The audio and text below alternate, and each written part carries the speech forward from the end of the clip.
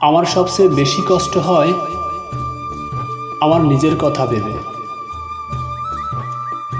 ভুল মানুষকে প্রাধান্য দিয়ে নিজেকে অবহেলা করেছি। নিজের কথাগুলো, স্বপ্ন, গল্পগুলো ভুল কাউকে বলেছি। কারো মিথ্যে মায়ায় জড়িয়েছিলাম জীবনের অনেক গুরুত্বপূর্ণ সময়টায়। আমার তো এসব কথা মনে পড়লেই সবচেয়ে বেশি কষ্ট হয় নিজের জন্য। প্রচণ্ড যন্ত্রণা হয় নিজেকে নিয়ে ভাবতে। অভিনয় করা মানুষটির চেয়ে দোষ তো বেশি আমারই, অভিনয় আর সত্যটা বুঝতে না পারায়, যার শাস্তি এখন নিজেই ভোগ করছি।